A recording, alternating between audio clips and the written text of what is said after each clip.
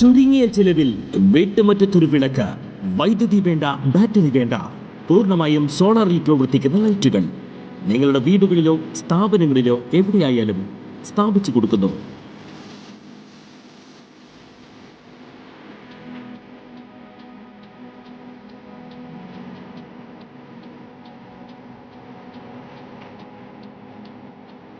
ഹാർഡോൾ solar lights. കൂടുതൽ വിവരങ്ങൾക്ക് വിളിക്കേണ്ട നമ്പർ 9447132148. നടിയെ ആക്രമിച്ച കേസിൽ സർക്കാർ ഇരയ്ക്കൊപ്പം തന്നെയെന്ന് മന്ത്രി സജി ചെറിയാൻ. വിധി പഠിച്ച ശേഷം തുടർ നടപടികൾ സ്വീകരിക്കും.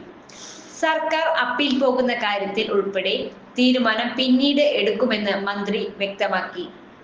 കേസിൽ ദിലീപിനെ കോടതി കുറ്റവിമുക്തനാക്കി. ദിലീപിനെതിരായ ഗൂഢാലോചന തെളിയിക്കപ്പെട്ടിട്ടില്ലെന്നാണ് എറണാകുളം പ്രിൻസിപ്പൽ സെഷൻസ് കോടതി വിധി. കുറ്റകൃത്യത്തിൽ നേരിട്ട് പങ്കെടുത്ത പൾസർ സുനി ഉൾപ്പെടെ 1 മുതൽ 6 വരെ പ്രതികൾ കുറ്റക്കാരെന്ന് തെളിഞ്ഞു. കൂട്ടബലാത്സംഗം ഉൾപ്പെടെയുള്ള കുറ്റങ്ങൾ തെളിഞ്ഞു. ദിലീപ് ഉൾപ്പെടെ 4 പ്രതികളെയാണ് വെറുതെ വിട്ടത്. Principal sessions judge Honey M വർഗീസാണ് വിധി പറഞ്ഞത്. വിധിക്ക് പിന്നാലെ ദിലീപ് ആരാധകർ മധുര വിതരണം നടത്തി ആഹ്ലാദം പ്രകടിപ്പിച്ചു. വിധി കേൾക്കാൻ നിരവധി പേരാണ് കോടതിയിലെത്തിയത്.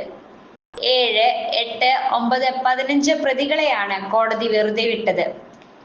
7ാം പ്രതി ചാർലി തോമസ്, 9ാം പ്രതി സനിൽ, 15ാം പ്രതി ശരത് എന്നിവരാണ് കുറ്റവിമുക്തരായത്. പ്രതികൾക്ക് സഹായം ഒരുക്കി എന്നതായിരുന്നു 9ാം പ്രതിക്കെതിരായ കുറ്റം.